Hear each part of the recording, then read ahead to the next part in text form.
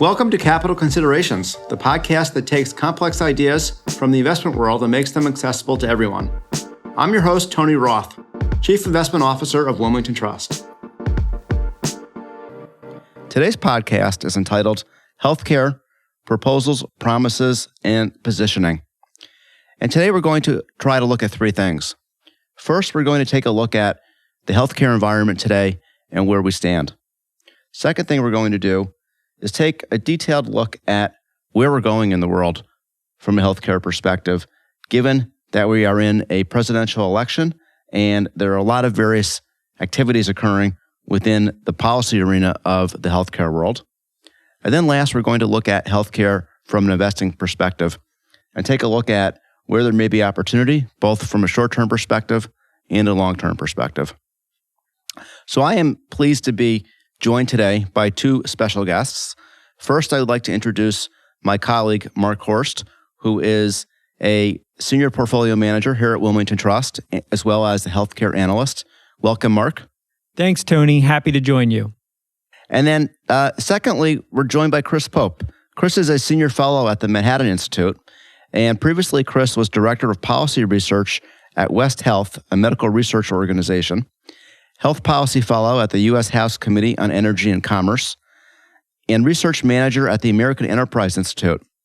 His research focuses on healthcare payment policy, hospital market regulation, and insurance market reform.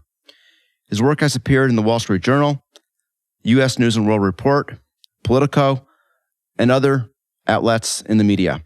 Chris, welcome, and thank you so much for joining us today. Great to be here. Thanks for inviting me. So I thought we would start the conversation by just talking a bit about healthcare. Healthcare is such an interesting area because obviously it has very significant economic implications. In fact, healthcare is the second largest sector of our economy. Technology probably comprises around 22 or 23% of the U.S. economy.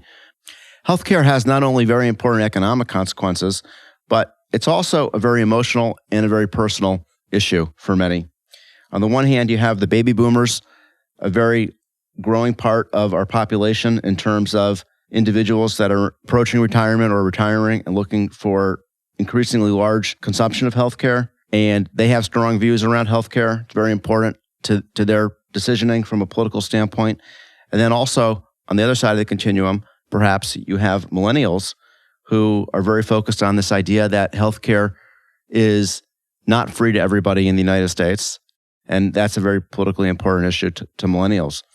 So, Chris, let's start with you if we could, and talk a little bit about, we've been on a journey in the United States over the last decade where we had the Obamacare Act, the Affordable Care Act about a decade ago.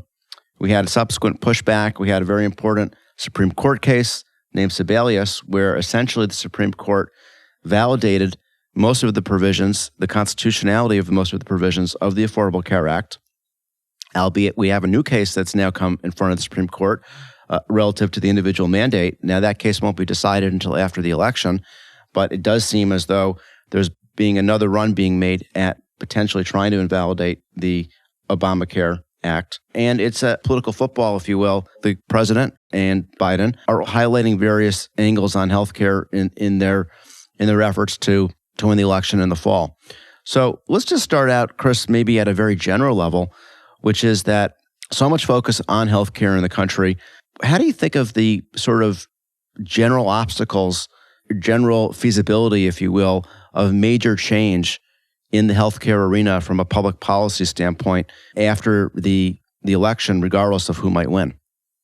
Well, I think that's a great question. The first thing that I think of when I think of where we are with health policy is really to bear in mind that we didn't start making healthcare policy yesterday or even 10 years ago. Major health policy in the United States is basically 70 years old, really since World War II. And policy has been layered over policy for decades, really, trying to tinker with the system, adjust, fix holes, patch up problems, respond to people's needs. And so the healthcare system that we have today is not necessarily any single ideological design. It's really an incremental product of trying to respond to a whole host of different concerns and balance different trade-offs. And that means that the system we currently have reflects many preferences that people have that have kind of built up difficult trade-offs. And it's actually pretty hard to change because the reason we have the system that we have is really because it meets a lot of different, often conflicting needs. And so when you try to change it, you quickly learn why it is that we have the system that was produced in the shape that it is today. And that makes it very hard to change. And Chris, when I think about it, the healthcare system in the U.S. is somewhat a unique animal, if you will, in that we have this very deeply capitalist approach to our economy and our society. Yet healthcare is special because everybody on some level does need healthcare, if not deserve healthcare. Consequently, there's an awful lot of regulation that goes into healthcare. And of course, there are very unique risks. There's a paternalistic, protective role that government needs to play. And so compared to most other areas of the economy, it should not be surprising that we do have a significant amount of regulation and legislation around healthcare. Yeah, that's certainly the case. Even just to talk about the dollars involved, about half of healthcare spending in the United States is public spending. It's Medicare, it's Medicaid, it's other entitlement programs. And the half of healthcare spending that is private spending is mostly employer-controlled. It's employer-sponsored insurance. It's employers that pick insurance plans, and then those essentially determine how hospital and physician services are paid for. And individual consumers really don't have that much control over much healthcare spending. That's very, very different to most other sectors of the economy. When you buy a car, these are marketed to individuals. When you buy groceries, it's individuals that are making the purchase choice. With healthcare, individuals really control only a very small share of spending, at least to the extent they do control it. It's very much within the context of employer plans that often they don't control themselves. So let's talk about, Chris, the specifics around some of the candidates. We have the president, of course, who it's not really clear what his real goals are with respect to healthcare, but he does have a new proposal. Tell us about what the president might do if he's reelected, if you think he would do anything different relative to his first term in terms of healthcare. Yeah, so I think the main thing to notice about a potential Trump reelection is that when he came in 2017, the Republicans controlled both houses of Congress. And so there was this initial push for a legislative revision of the Affordable Care Act. That ended up not really going anywhere other than really the repeal of the individual mandate. And the big difference, I think most people probably agree, is that if Trump wins re-election this November, it's very unlikely that the Republicans are going to pick up the House. And so there would be even less possibility for major legislation to come through a Trump second term than we saw in the first term. So I think in a Trump second term, we probably would be talking about executive orders, really, or bipartisan agreements, potentially. But even with executive orders, most of the things that the Trump administration would want to do, it's already had 3 years to do. So to what extent, the extent to which they might want to do major executive orders in healthcare, I'm not sure there's a huge amount left that they haven't already done. And his major interest in any event is to limit government spending on the sector in any case, rather than expand it, correct? Yeah, I mean, with spending, that is, you're very much talking about budget agreements with Congress. The budget director at the White House, Mulvaney, is definitely a fiscal conservative. So over the past couple of years, the administration has been very much in favor of spending restraint.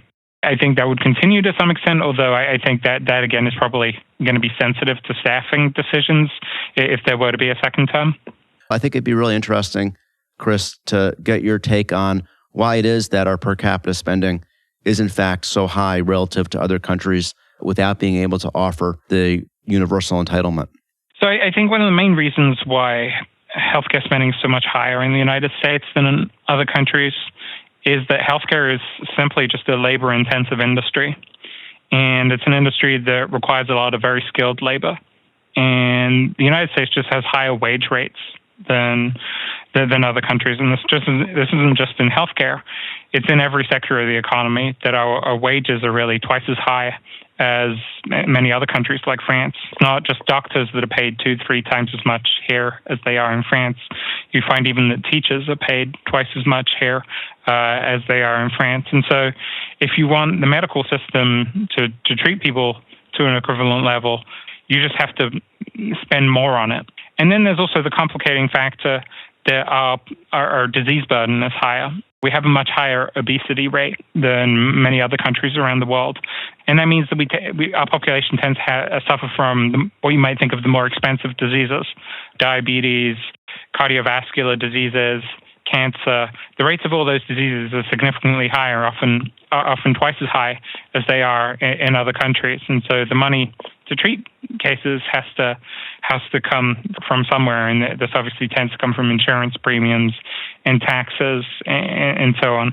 And then there's a third consideration which accounts for our higher spending, which is that we just have a much higher level of care than many other countries do.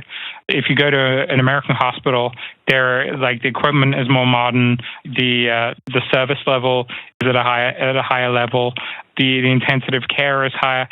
And so to support this level of service, we spend a lot more. And also, we don't ration care to the extent that other countries do. In single-payer countries like Britain or Canada, there are many, many treatments that are just not available to people. Like Britain, for instance, has essentially a rule that if a drug costs more than $30,000 per year of life that it saves, it's just not going to be covered, and that's across the board. Right. And this is an absolute rule in terms of drugs, but it's a soft rule that applies to many other types of services. That you'll find care that's just not available for orthopedic services, but then also for really expensive neurological services, you'll have long waiting lists, and patients won't be able to access the services. So that does save money. Does mean that these countries spend a lot less on healthcare, but they're just not getting the services that Americans are accustomed to. And the other thing I wanted to ask on this point is that I've always had a perception, perhaps falsely, that one of the reasons that our costs are so much higher is due to the legal system in the U.S. and the liability insurance. Is that really material? Is that a myth? Yeah, I mean, it has some impact, and I think it's been quantified, certainly the share of physician services. There have been various attempts to quantify. I think it's only maybe a couple of percentage. I think that the furthest you can take that argument is you can probably say that more tests get ordered, the physicians are more risk-averse in their practice, and so tend to spend more in terms of the nature of service delivery. But I think it's probably not accounting for the great difference in the spending levels between countries. Those are really about rationing, it's about wage levels, and it's about access to care. Let's pivot to Biden. He's got a good chance of unseating President Trump. Obviously, he was involved in, as the vice president at the time, the installment of the Affordable Care Act, Obamacare. He seems to be pretty happy with that. He's talked about some expansion, but what are your thoughts in terms of what might get done if we do have a President Biden? Well, that's a great question. I think, first of all, probably just and people I think instinctively understand this, is that it would, to a large extent, be a restoration of the Obama administration. I think Vice President Biden sees himself a bit in that sense. Priorities from the administration, it would probably be in line very much with where the Obama administration were. In terms of things that are going to cost money, you're going to need new legislation.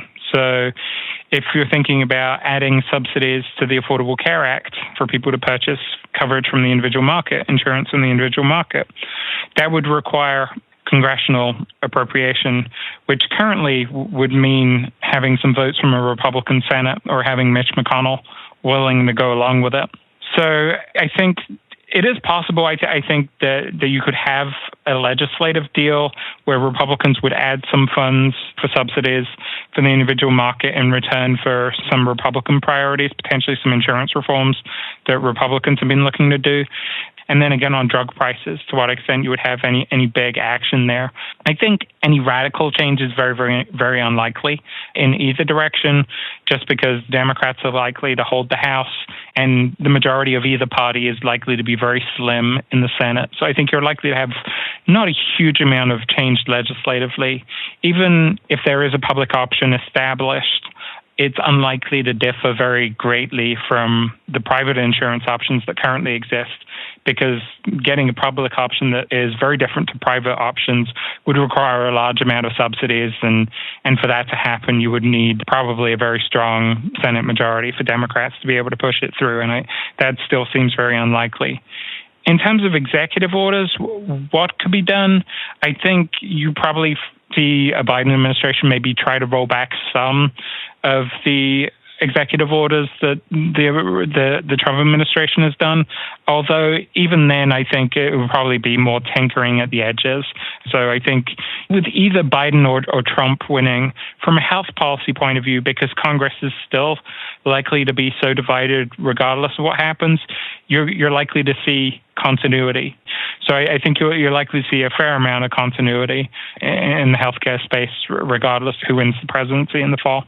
Great, Chris. Thank you. So let's pivot and get Mark involved in the conversation here. So Mark, one of the areas that, of course, and Chris has touched on it, is drug pricing that has been very much in the press over the last several years. I think Chris has given us a pretty clear indication that we're not likely from the top down a real change in how companies can price for drugs. Yet there's still some self-policing involved, obviously. Can you tell us a little bit about how the industry has evolved from pharmaceuticals, drug manufacturers, et cetera, in terms of how they're pricing medicines and what impact that's had on their profitability and their appeal as an investment destination? Yeah, thanks, Tony. And it's interesting you mentioned self-policing, because that's really what the biotech and pharmaceutical companies have done over the past several years, really as an effort to diffuse some of the egregious actions that were taken 5 to 6 years ago from the likes of Martin Shkreli and others that were increasing prices 700, 1,500% per year on drugs that had very, limited usage across the marketplace. Today, most pharmaceutical and biotech companies are increasing drugs once a year as opposed to 4 or 5 times a year, doing it at the beginning of each year with an average price increase probably in the low to mid single digits. So they have really adjusted to the new framework that's out there in terms of drug pricing. And Chris talked about the cardiovascular industry. That's an area where we've actually seen new therapies have to come out and cut prices based on initial launch, as they are competing head-to-head against legacy products that have gone generic. Brand names such as Lipitor and Plavix were highly effective in reducing cholesterol and improving cardiovascular outcomes. As a result, the burden for these new therapies to show a differentiated outcome makes it harder. And if they can't do that in order to compete in the marketplace, they're forced to cut price. Now, to your second point about, impact in the marketplace and from the investment community, one of the things that I look at, and a lot of others have started to look at today, is not what the annual revenue increase is on a particular drug, but what is the script growth, i.e., what is the underlying volume growth that these drugs are seeing? And from an investor standpoint, we look for drugs that are not only increasing revenues, but also increasing adoption across their respective industries. Those are the drugs and companies that have really outperformed over the last couple of years. So when you think about the system as a whole, specifically thinking about pharmaceuticals and drugs, it sounds like the system is working. It does sound like, on the one hand, companies are able to earn a fair but not exorbitant profit because there is competition, and it is continuing to incent companies from a research and development standpoint to continue to produce new benefits. And indeed, these companies are attractive investment opportunities. Obviously, selection of individual companies is important. But then on the other hand, there's not so much latitude for these companies that they are, in a sense, achieving a return on investment or return on equity that is relative to other areas of the economy really significantly in excess of what we would see elsewhere. Does that sound right? It does. And the other thing that the dynamic that's going on, given these events, is these companies are really focused on developing therapies where they're currently, limited effective drugs on the market or effective therapies, or they think there's truly an unmet medical need. And where that exists, we think that they can still generate an adequate rate of return. The important thing to remember is all this. A lot of these drugs that come to the market often are the third and fourth iteration of the drug.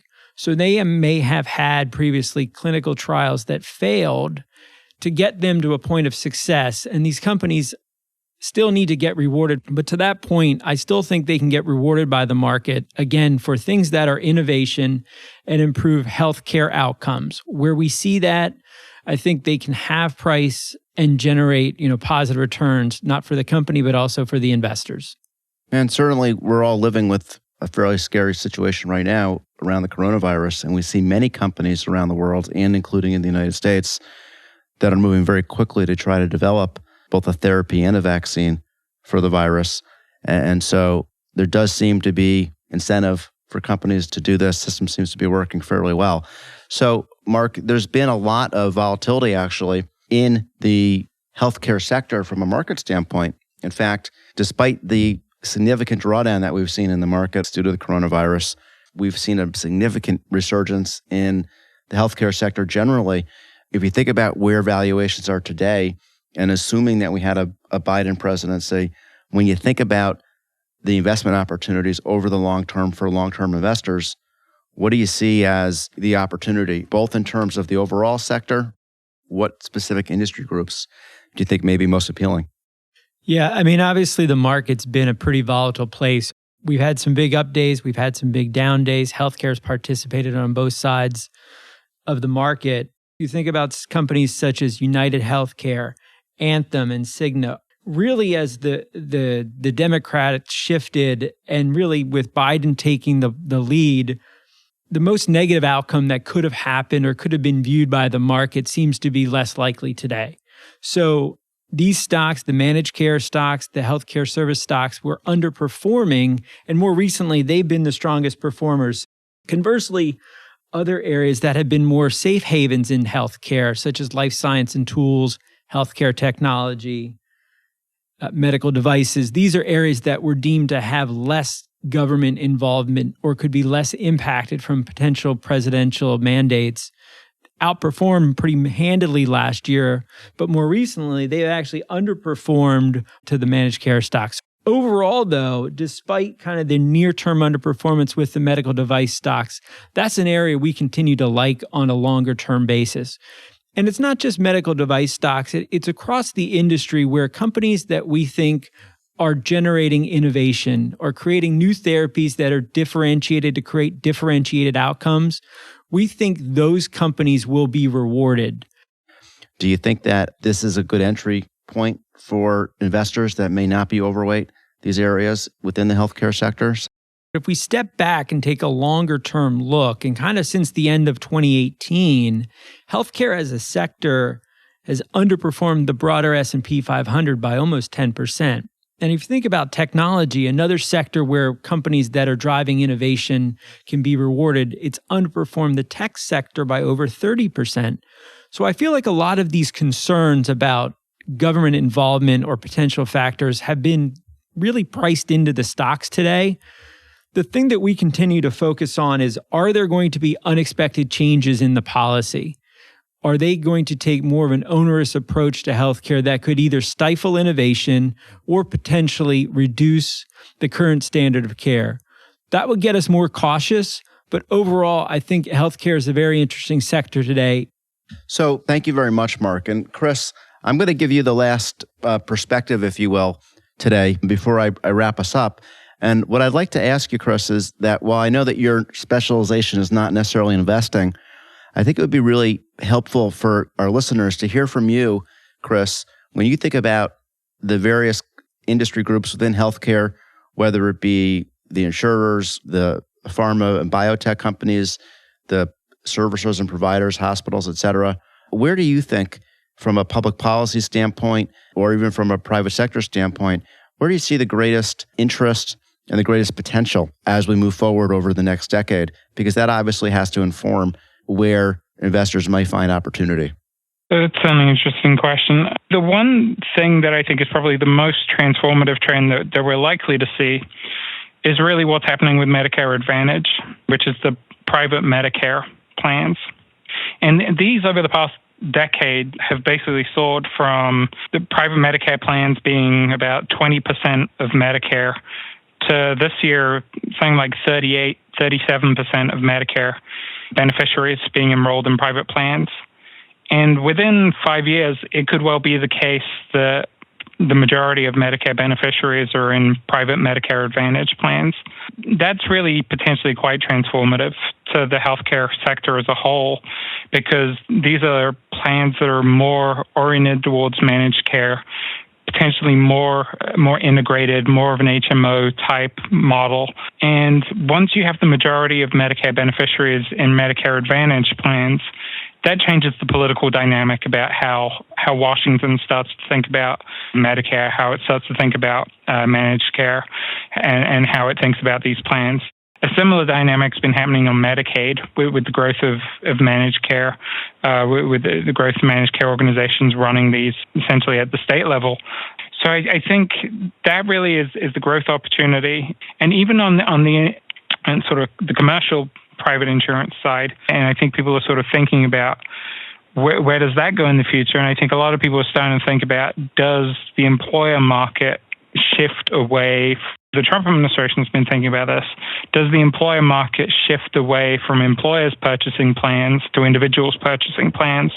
Are there policy changes that could be made to move in that direction? And again, I would say that probably favors the managed care carriers over traditional fee-for-service insurers. Very interesting. Well, I want to thank you, Chris, and Mark as well, for what's been, I think, a very fascinating and very important conversation today. Thank you both for being here. Let me summarize, I think, 3 key takeaways. I think the first thing is that we don't expect to see really any major public policy changes. It's such a big space, of course, there will always be changes on the margin. We're just not seeing anything on the scale of the Affordable Care Act a decade ago coming up on the horizon, unless somehow the Supreme Court should essentially strike down the individual care mandate of the Affordable Care Act, which would be a real wild card. But other than that, we're really not seeing any major changes from a government standpoint in the U.S. Second thing is that there are a lot of interesting investment opportunities overall, and we think that the healthcare sector, which is a fairly defensive area of the market during a recession, we think that the healthcare sector is an area that deserves an overall overweight in investment portfolios. And then thirdly, there are some really interesting specific areas within the healthcare sector that we think remain interesting, namely the medical device area, certain companies that are carefully selected within the pharmaceutical and drug area, and then lastly, potentially over the longer term, looking at the transitions that are occurring towards the managed care arena that Chris talked about, and that's something that we're going to continue to monitor as portfolio managers. I want to thank our listeners for joining us, and I encourage you to visit WilmingtonTrust.com for a roundup of our investment and planning content. You can subscribe to Capital Considerations on Apple Podcasts, Spotify, Stitcher, or your favorite podcast channel to ensure you get updates on future episodes. Thank you again for listening. This podcast is for information purposes only and is not intended as an offer or solicitation for the sale of any financial product or service or recommendation or determination that any investment strategy is suitable for a specific investor. Investors should seek financial advice regarding the suitability of any investment strategy based on the investor's objectives, financial situation, and particular needs. The information on Wilmington Trust's Capital Considerations with Tony Roth has been obtained from sources believed to be reliable, but its accuracy and completeness are not guaranteed. The opinions, estimates, and projections constitute the judgment of Wilmington Trust as of the date of this podcast and are subject to change without notice. Wilmington Trust is not authorized to and does not provide legal or tax advice. Our advice and recommendations provided to you is illustrative only and subject to the opinions and advice of your own attorney, tax advisor, or other professional advisor. Diversification does not ensure a profit or guarantee against a loss. There is no assurance that any investment strategy will be successful. Past performance cannot guarantee future results. Investing involves a risk, and you may incur a profit or a loss. Any reference to company names mentioned in the podcast should not be construed as investment advice or investment recommendations of those companies. Facts and views presented in this report have not been reviewed by and may not reflect information known to professionals in other business areas of Wilmington Trust or M&T Bank and may seek to provide financial services to entities referred to in this report. M&T Bank and Wilmington Trust have established information barriers between their various business groups. As a result, M&T Bank and Wilmington Trust do not disclose certain client relationships or compensation received from such entities in their reports. Investment products are not insured by the FDIC or any other governmental agency, are not deposits of or other obligations of, or guaranteed by Wilmington Trust, M&T Bank, or any other bank or entity, and are subject to risk, including a possible loss of the principal amount invested. Wilmington Trust is a registered service mark used in connection with various fiduciary and non-fiduciary services offered by certain subsidiaries of M&T Bank Corporation, including, but not limited to, Manufacturers and Traders Trust Company, M&T Bank, Wilmington Trust Company, WTC, operating in Delaware only, Wilmington Trust N.A., WTNA, Wilmington Trust Investment Advisors, Inc., WTIA, Wilmington Funds Management Corporation, WFMC, and Wilmington Trust Investment Management, LLC, WTIM. Such services include trustee, custodial agency, investment management, and other services. International corporate and institutional services are offered through M&T Bank Corporation's international subsidiaries. Loans, credit cards, retail and business deposits, and other business and personal banking services and products are offered by M&T Bank, member FDIC. 2021 M&T Bank Corporation and its subsidiaries, all rights reserved.